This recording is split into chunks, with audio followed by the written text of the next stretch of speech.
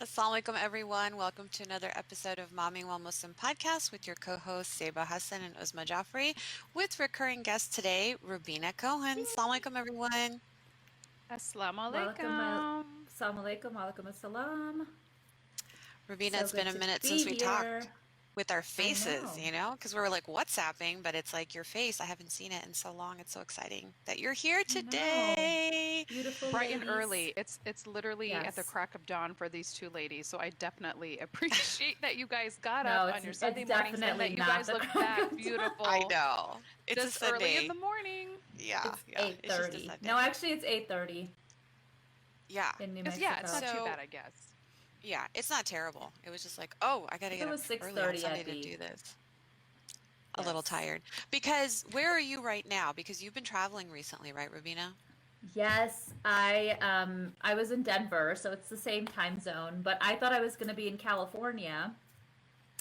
And so I was like, hey guys, it's going to have to be Pacific time for me. So I was just like, kind of thinking that was going to be a little early, A little but bit. 8:30 is good. 8:30 is perfect. So glad to be here, and this topic means so much to me. So I'm so glad Oh, yeah. you guys are doing this. I commend you both for taking it on. So, Zeba, do you kind of want to introduce our topic today, or do we want to do our soapboxes first? So I think we are going to do our soapbox for the day. Rubina, thank you so much for being on. And you've been traveling, I know. But we are doing our soapbox moment for the week. And Uzma, do you want to tell everybody what is it that we want them to be informed about for the week? Yes, very, very quickly. Don't forget to keep following the historic impeachment trial, which is only the third time it's been done in our history. Actually, I have allowed my kids to watch because I'm like, we don't know if this is going to happen again. I always felt really left out having not seen the Nixon thing, and then Clinton happened in my generation and now my kids' generation. It's going to be this president. So make sure you're following along and don't get distracted. But going back to Zeba's Thoughtful Thursday video, if you guys weren't able to catch it on IGTV or on Facebook, it is there, and she's kind of explaining about how we're streamlining stuff. And to get into it, for those of you who have wonderfully engaged with us this week on the Facebook group, take a look at the new graphics that are there, which are kind of to organize some of our conversations for mental health, physical health, kids and social media. Um, Zeba, can you think of what else we have on there? I think we put like household hacks, recipes, Yeah. news you can use. News you can use. Um, It's essentially a place like we when Uzma and I first started talking about it, Momming Well Muslim was supposed to be a support for other Muslim moms, and the group is only as good as the engagement we get. So we try to streamline it a little bit so we can, and it looks like it's working because we're getting a lot more engagement. So I definitely appreciated it, and I feel and thank you so much for continuing to reach out and let us know what you guys want to hear and learn about and read about. So thank you so much. and that's literally our big soapbox for today is to find the right tab that you're looking for or scroll through it and post information that you think you want to you that you think we could use. And then, it's one of the few groups where we actually have a separate tab for your side hustles. So we want to hear about what our amazing mompreneurs are doing, and we want to support it and we want to hear about it. So please put it there. It's not considered advertising or spamming us. So the rules are there. Check it out, and we hope to see you on there even today. Thank you. So that's our big soapbox moment for the week. And I wanted to take a moment to introduce our special co host for the day. She's one of my childhood friends I think all of us were childhood friends back in the day, but she's Mhm. literally one of my oldest, dearest friends. And she happens to be uh, our marketing consultant with Firefly Strategies and our regular co-host contributor to Mommy Well Muslim. So, and she wants to shed a little bit of light on the topic. This is part two. And the reason why we decided to do part two is we got so much engagement. I think this story actually resonated with everybody because it's an undercurrent thing that a lot of moms, especially first time moms, deal with, and they don't understand it. They don't have the resources to talk about it. And it's the one unifying thing that all three of us here today have actually experienced in a significant way. But thank you, Rubina, for joining us on this Sunday morning. And do you want to take a Yes. little bit? do you want to take a second to our listeners and reintroduce yourself, and what you do for Momming While Muslim, and kind of let us Why know you're how here. postpartum, yeah, why you're here today. Yeah, well, first of all, again, I want to say I commend you both and thank you for taking on this very important topic that I feel like is not discussed enough in general in our society, and especially, I think, amongst our Muslim mommy community. I've just, since having dealt with it, had so many women open up to me and tell me after I opened up and shared with them what I had gone through, and I was blown away as to how many women experience this, and on some level, the normalcy of it, but also the horror and the challenges surrounding the postpartum period. So I'm here because, I have some cool new stuff happening around this issue as well. I want to be create impact around this topic on the planet, and want to give back in terms of sharing and creating impact. But just really quickly about my affiliation with you guys, I've been sort of there since the inception of the idea of the Momming While Muslim podcast. We were the ones who kind of worked together to develop the plan, the marketing plan for it. Huge supporter of both of you guys in doing this project. And then we had our 2020 retreat here in Santa Fe not long ago about how to move forward with all the awesome plans that you guys have.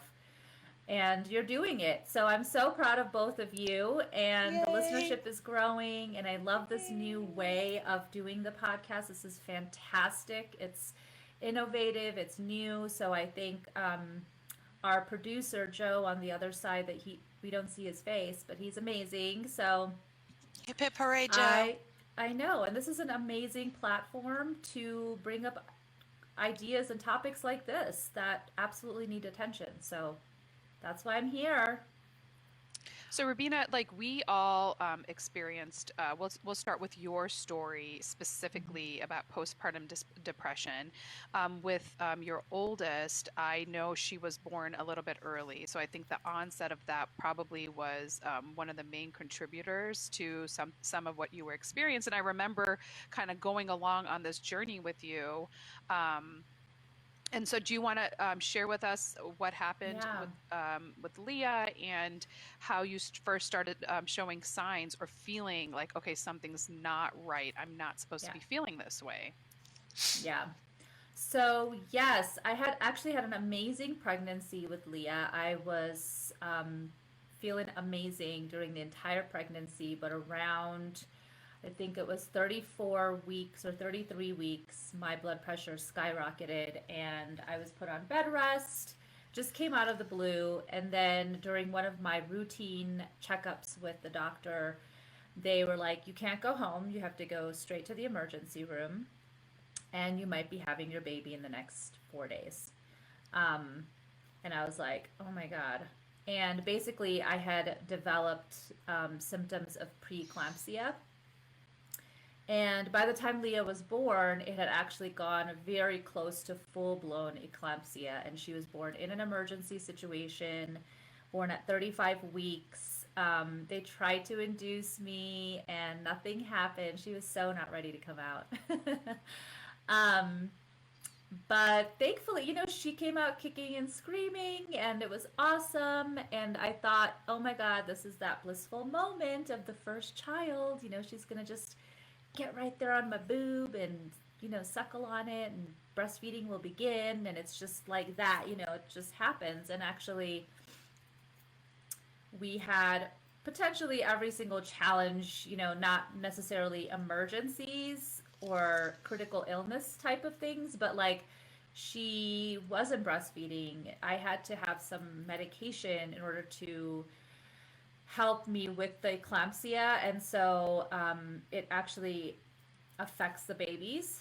And it actually particularly affects their sucking development. So, and she had jaundice, so I had to feed her. And so we gave her a bottle, and then she was done after that. She knew exactly how to drink out of that bottle and was not going to be breastfeeding. So we had months of trying to get her to breastfeed. She was actually on oxygen for a little while, so that made it harder for her. And I just, I was losing it because it was so not the picture perfect baby coming out and going on your boob and me in a rocking chair having a big smile on my face moment. Um, and that lasted for a really long time. And I remember starting to feel really upset, down, the lack of sleep, the complete turnaround in the marriage dynamic as soon as the child is born. Um, so many Because different things. that's an underrated fact, right? I think what happens is we as mothers have this perceived notion based on what other people say to us, what we watch in the Mhm. media of what motherhood is supposed to be, right? Like it's supposed to be this natural phenomenon, like you said, beautiful, everything happens perfectly. But for a Yes. majority of the cases, that's not what happens. And so when those things don't happen, I feel like your perceived sense of reality and what actually is reality kind of comes in conflict. And when that happens, I think that's literally a recipe for some of these negative thoughts to spiral and get a little bit out of control. Is that what you feel happened to you, or the beginnings of your depression happened for you? Yeah, absolutely. I mean, I think it's like the disappointment, the letdown, but also you can be told that you're going to go through some of this stuff. It's not until you really start experiencing the the aspects, especially the emotional, mental stuff that comes up, the ferociousness of some of it, and that's what I didn't expect, right? Like the baby blues, as they talk about, and not to downplay that because you absolutely feel those and they suck. Um, it's like more than that, right? It's like it's way more than that. And so yeah, that's with Leah. I started experiencing that, and I started doing sort of the textbook stuff that is out there about like, getting out of the house, talking to friends, trying to get your partner to participate more, And you're and talking about what people say to do if you're feeling the yes, onset of like all the things you read on Baby Center or all these things, do this, go out yes, every day. Yeah, so that's what you're referring to. yes, yes. And it lasted a little bit longer than I thought it was going to, but thankfully I did kind of put, I little sort of nipped it in the bud, as somebody might say. But I remember I was like, that was so weird. I've never felt depression at that level before, and God, I don't want to feel it again. And it wasn't until my second that I started to really go through something. I feel like it was even more than depression. It was, and my doctor and I talked about this, and really it kind of gets to, it's like postpartum anxiety, postpartum psychosis. It's, and it's like all day long, 24/7. And And when you say mhm, this was a little bit more significant. Uzma can talk to the medical differences between postpartum depression and then when it actually carries over into psychosis.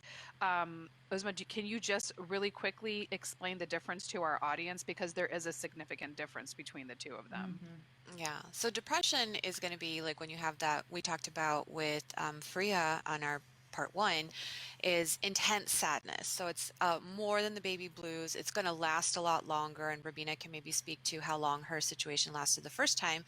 But it's going to be intense feelings of sadness. Now, when you start getting really delusional or having visual or auditory hallucinations, Mhm. that is now psychotic. So that is psychosis, or the medical definition of psychosis. So until you are seeing or hearing things that nobody else is seeing or hearing, until you are believing things that you think are truth and nobody else does, like for instance, the sky is purple, that's a delusion. Okay. You're not, that's how you're seeing it. That's not a hallucination. Now that's a belief. And it's uh, like not reality. You're out of touch with reality. Or like you were talking about the anxiety. Sometimes it's the anxiety that fuels those psychoses that women may have, and that becomes anytime you have a psychotic situation or you have suicidal ideation with a plan or homicidal ideation where you're going to kill the baby, those are actually considered medical emergencies. Yes. So, Rubina, you said that your doctor threw off some of the terminology that you're potentially going into the psychosis phase of it. What were some of the signs Yeah. or the feelings you were experiencing for that your doctor to start? First of all, awesome that you went to the doctor because you knew you needed help. Because I remember at the Yes, time you were like, kudos. okay, this is wrong. So that's the fact that you can recognize that is an amazing thing because that doesn't necessarily happen. So that's one. And two, what were some of the things you were experiencing that allowed the doctor, your primary care physician, to kind of start believing that maybe this is a little bit more than postpartum depression? Yeah, I mean, the first big difference was it just seemed like it wasn't stopping and it was getting worse. On the when I had my daughter, I was feeling I think it ended around 4 or 5 months for me with Hmm. Leah, and then with Aiden, at the 6 month mark, at the 7 month mark, the 8 month mark, I mean, it was just starting to get so insanely intense. And so the symptoms were not just having that feeling of hopelessness and sort of crying really randomly on a regular basis, and then having really intense thoughts of hurting myself. And I know that plays out differently for different women. For me, it was never about hurting my children, but it was always about hurting myself. And to the point where I was starting to physically act out in like pounding my head against the wall. And, Oh, I'm just wow. going to get really raw here. Um, and trying to stab a pen into my neck. Oh, geez. And, and I would have these intense visuals of seeing myself hanging from a ceiling with a rope around my neck. And it would be like, everybody's having a good time and I'm doing the dishes and we just had an amazing dinner, and then I have this vision popping into my head, and it would be there all the time in the back of my head and the front of my head. It just seemed like it was there all the time. And I actually, the first time, I didn't go straight to my doctor. When I was having there was this one day where it was just like, it was out of, It was really bad. yeah, it was really bad. And I told my husband, I'm like, take care of the kids. I'm going to the emergency room. Like, I just need That's to do so smart of something. you. I have, Wow. I don't know who to go to, who to turn to. I'm just going to go to the emergency room.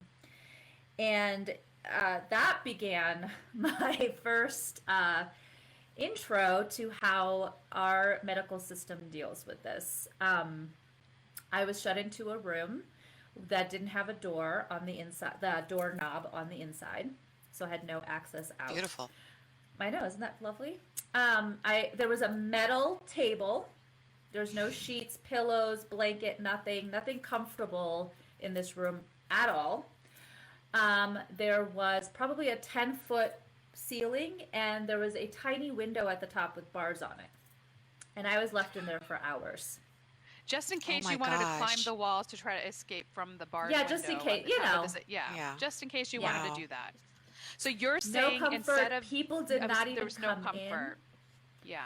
It's like when a woman or anybody is going through a mental health situation, do you lock somebody to make them feel even more insane? Or do you like give them a pillow and tell them to sleep it off for a little bit? I don't know, but Or sit not with that them, sleeping it maybe. off would have, Yeah. yeah, sit with them, listen to Yeah. them. It was just like ridiculous. And then I had the emergency room doctor come in 2 hours later.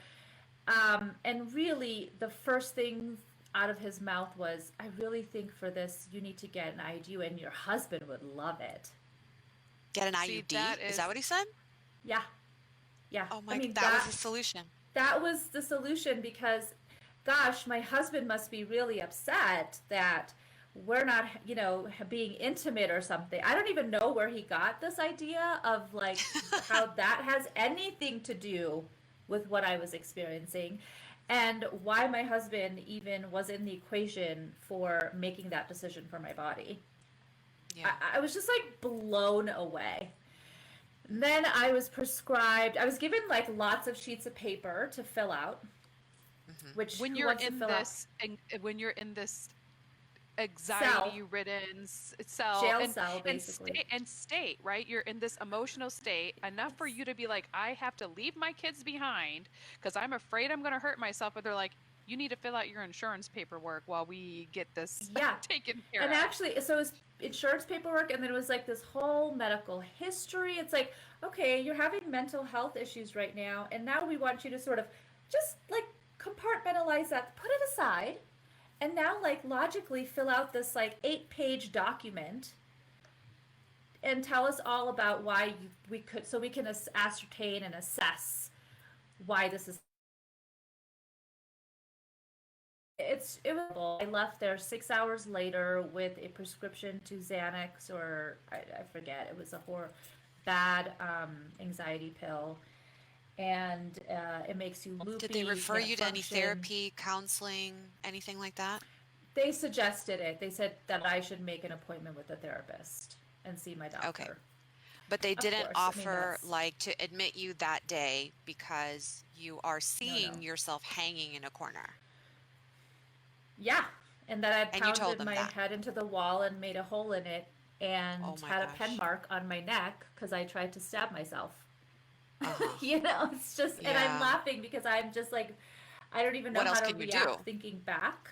Yeah. Yeah. That was the experience, and to think that a woman, aside from myself, who's going through this, that is what she's going to deal with is absolutely not okay in the state that we live in America today. So, so, And And yeah. I so let me like that ask you you. said that in America because that's really important. Zeba, go ahead. I was going to say, like, Uzma, do you feel that Rubina's experience is kind of indicative of what doctors are being told to do when they're trying to treat mental health? Like, where is the disconnect? Because I mean, I just don't understand that they can't provide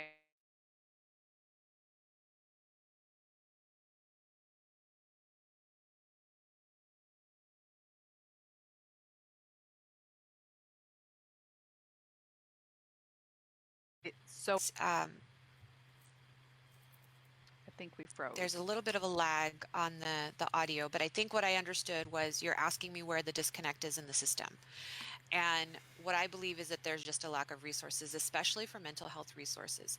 If a woman like Rubina presents, the protocol universally in our system is somebody like that who is, experienced psychoses, who has attempted to hurt herself, and you can physically see that already. You admit them into an acute inpatient psychiatric unit.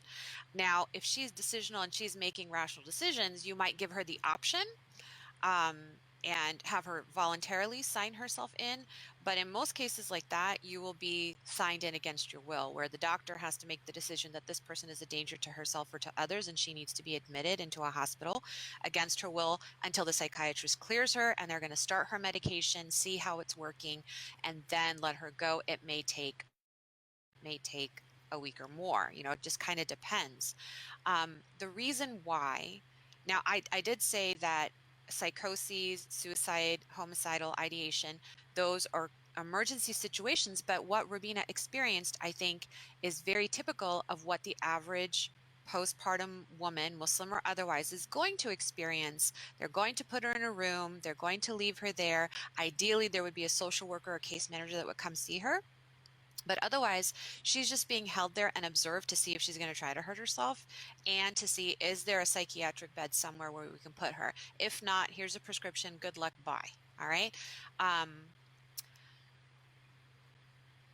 I think for a lot of us, especially from immigrant communities, having a distrust of the system and a misunderstanding of the system would not do what Rubina did because A, cultural stigma, and B, the fear of saying out loud that I want to Right. hurt myself and I'm a Yeah. mom, or I have kids that I'm supposed to love and I want to hurt. I'm going to be afraid that Child Protective Services is going to take my kids. And that I would say would was the number one reason why I didn't do it. Like I actually got to the emergency room and never actually walked in. So Oh, so kudos you to had a Rubina for similar having the strength. to do that. And Yeah. I mean, honestly, like my situation was not as severe as that. Mine was just just this general melancholy, um, but it did last for a significant amount of time, probably about 18 months after my oldest was born. And it wasn't until I had Zara that I realized what I was feeling with him was not normal. And part of me now, looking back, feels guilty because I didn't go out and get the help. And I feel like I missed out on a significant portion of his life because I wasn't as engaged. I did the basic things in keeping him alive, right? Like Hmm. feeding, like going through the motions. But I just kind of went through this doldrums that lasted for a significant period of time, you know? And Yeah. it is some of that. Like I can't admit to somebody that I feel this way because then it translates into I'm not a good mom. There's Exactly. judgment. Yeah. There's You a lot of know what judgment I with that. mean? Yeah. So, Rubina, like I know you personally, you lost your mom at an early age, um, and you didn't have the support system that some people have when they have their mothers around. Do you think that that played a little bit into your feelings of anxiety, or do you feel like, you know, I just wish she was there? I mean, that feeling is, I have that. That's something I Anyways. just manage anyway, right? Like, but yes, after you become a mother, you, of course, want to have that person in your life who can be like, oh, I had this with you, or I didn't have this with you, but here's what you should do. And it's your mom you think of immediately. I don't know how much it plays into, like, I think people who have access to their mothers go through this as well, right? So, Right. but yes, you do crave that kind of support, and I can honestly say, like, you you were and are still such that person in my life that was like, Oh, thank hey, are you. you going to the doctor? Are you, I mean, you Yeah. were checking in on me, we were doing our WhatsApps all the time. And, it's just like that journey of, for me, it took about 3 years, I feel like, until I finally found a good solution for myself. But it was, I was going up and down in trying to figure out what was going on. And I started to, yeah, after I went on some medications to help alleviate the anxiety and the mental ideation, as Uzma was talking about, I went on some bad medication that sort of helped, but not really. And, I felt like a robot. And that's the other thing. It's like, it's this process you go through, and like, it's not instantly figure outable. But then there were some huge things that I did on my own. One of them being really regular, daily self care for myself. And, self care looks very different for different women, but this is like really thought out enough time that is being put to really taking care of me, knowing that I am the center of my family. And, as much as sometimes you don't want to be that when you're going through this stuff, you are. My family looks to me in so many different ways, and I love being that person as well. So I just decided I needed to put myself um, at the top, so that just like my family looks at me that way, and so I needed to take care of me in that way as well. So how did that look for you? Like when you said you were made a thoughtful, conscientious effort to do self-care. What did that look like for you? And then Uzma, I'd like to hear if you did that too, because it sounds like you And guys I want had to hear very that from similar. all of you, actually. Yeah, like what is it that you went through as well? So, Rubina, if you don't mind starting, and then Uzma, if you don't mind finishing, I definitely appreciate because I need ideas all the time. I know, and I'm sure our listeners, right? Yeah, I was carving out time, one, to be able to talk to you, my biggest support, just being able to talk about what I was feeling, knowing that I wasn't going to be judged, that there would be just some warmth and nurturing there. And so I think like allowing myself to have that, because moms are the nurturers and the givers all the time, that we don't tend to think that we deserve that, right? And so I allowed myself the time to be able to reach out to you, to talk to you, and just be heard and be taken care of in that way. Um, then for myself, I was carving out like at least an hour a day where I was spending time exercising, meditating, sitting with myself in a journal and just getting thoughts out of my head onto paper. It's just that quiet time that we don't get. You know, I was reading an article the other day, and I think Zeba, you're the one who brought it up about a month ago, that quiet time for most mom on average is 10 minutes A day. a day. Totally believe it. And that's in the bathroom, right? Ew, You I add don't up know all the where times it she is. goes to the bathroom. I don't have that time. No, Zeba does not Oh get that my time. gosh. I know. It's just it's crazy. And so I was like 10 minutes. That's not and how yeah, exactly. And how quiet is it really? So really like removing myself from work, from home, and going to a place where those types of visual reminders of things that I needed to do and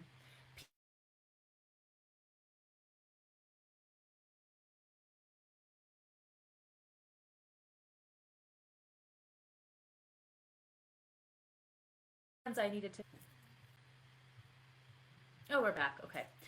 Um, and so I just removed myself and took that time for myself to be able to just have that luxurious time of self-care and work and walking. I think walking was amazing for me. So walking and meditating were my two big things. Talking to Zeba every day, and also any extra girlfriend time that I could get to really take care of myself, lighting the candles, taking the baths, and just saying yes to me and my time and my brain getting healthy again. It's just like a protocol or a prescription that you would have for any type of illness. For And physical so therapy, there was a occupational book that I therapy. Yeah. the doctor in that book said, you know, like these are the things you should be doing, and this is your prescription. And gosh, I'm like totally drawing a blank on the book, but maybe we can put it in the show notes for everybody once I pull it out. And it was amazing. So I want to, yeah, I want to hear from Uzma and then Zeba. What did you guys do? Um, and then Uzma, what do you prescribe to women who are going through this, because it's a potentially long-term situation? Yeah, yeah. Um, so for me, at the height of my postpartum depression and psychosis, I didn't do anything. I was actually talking to a friend about it yesterday, and she was like, "Well, when did you talk to somebody? When did you get treatment?" And I was like, "It might have been after my second delivery. No, my second pregnancy." And at that point, I had never recovered for the first time, and now I'm pregnant again, and I, hated life, but I was trudging on because I had to be alive for my son and a half. And she prescribed me some medication because I talked to her, and I was like, I think I have it. And I think I'm a little psychotic. So this is me telling my doctor. And she trained me, so she gets it. And she was like, well, you should start this now, and it's not going to affect the baby. It'll be okay. And it was like very simple within that 15-minute, pregnancy exam that we talked about it. But that was it. That was the limit of my self-care because again, being pregnant, having a toddler, barely a toddler because he wasn't even one when I got pregnant with the second Yeah. one. Um, it was just working, keeping myself busy. There was no other option, you know.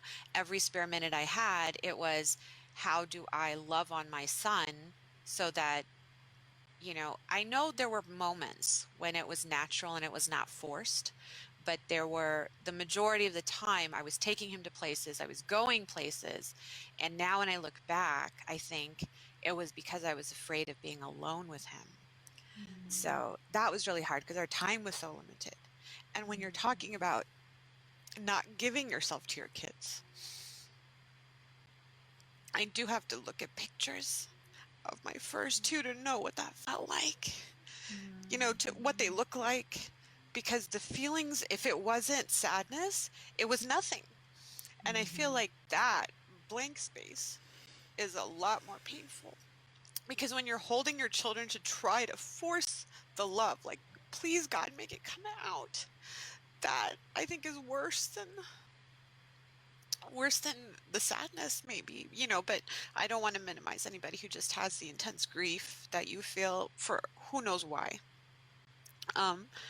So I didn't get the help. I knew I needed it. But I channeled it instead to my patients that I was taking care of who were pregnant. And I was like, okay, let me tell you, this is really bad. So we need to start coming up with a plan. How is life going to be easy for you? What's it going to take? I didn't know all of the things that a mom community could do for a mother because at that time I was still growing my mothering circle. So I didn't know exactly what it took.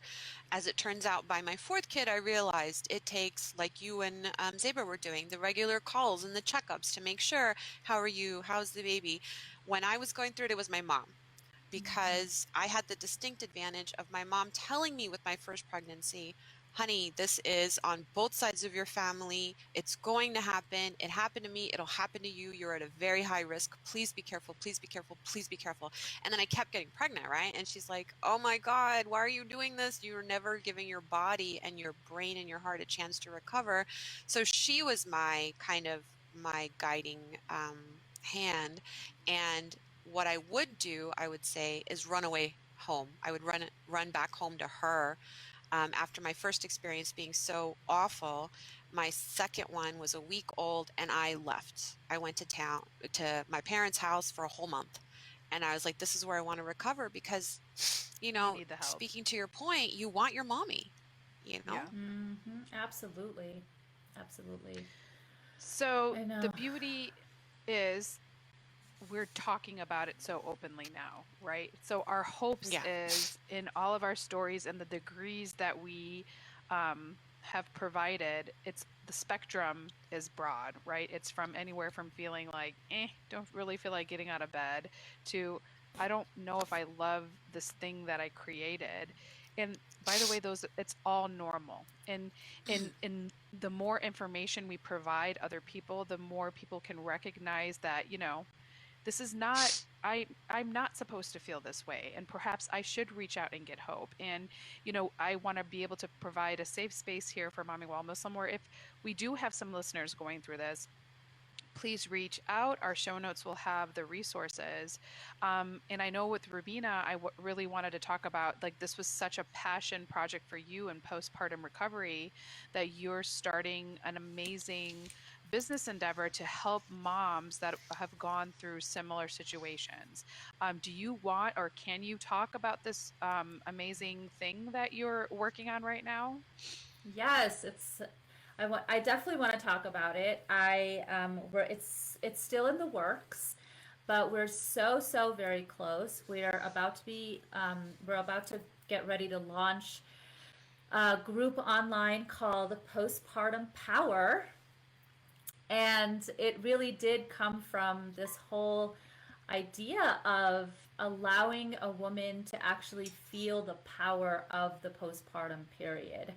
That what we're going through is information for us, and it can be used to help us really go deep within ourselves to figure out where and what do I need in order to feel joy and happiness. And as much as we want to tell ourselves, well, I have this baby, I should be happy, it's a lot of work. It's a lot of work to take care of a baby, a newborn, especially the first time mother, and second, third, fourth, however many children you're having. I mean, it's a lot of work. So, yes, on some level there is the happiness and the joy for some of us. But then there's also that individual place that you lose that you don't think about anymore. It's rediscovering who you are, who you want to be. It's a moment of women to be able to grow.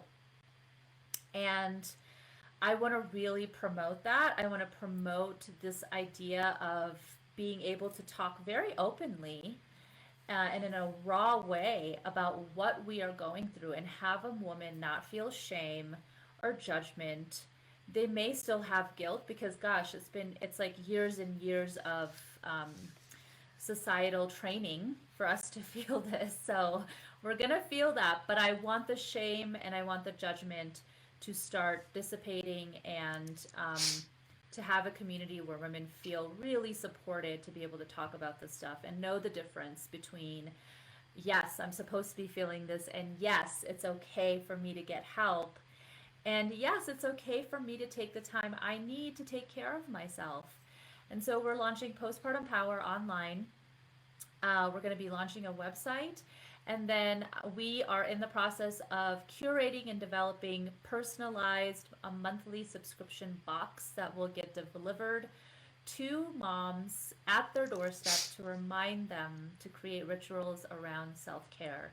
And their boxes will have all the items in it for them to create that personal self-care ritual for themselves every single month. So I'm so excited to be doing this. Yes. And Mommy Well Muslim is going to be a huge supporter of you, and it's going to be the perfect gift to give to your mom friends just having a baby. Like, it's going to be a subscription box from my understanding. I've thought about it too. I'm like, Rubina, hurry up. I have so many friends that just had babies. I want to like, this is the perfect gift for them. And, you know, when that time comes, we'll officially announce it on Mommy Well Muslim. So stay tuned for that. And ladies, I just want to say, like, I get to know you guys so much every single time we talk, and I'm just marveled by who you are and what you guys have overcome. And thank you so, so much for being so open and frank, and hope we've helped somebody out today. Thanks, Rubina. That was like an awesome share today. And both like the postpartum box, biggest cheerleaders over here. It's like, where were you 10 years ago?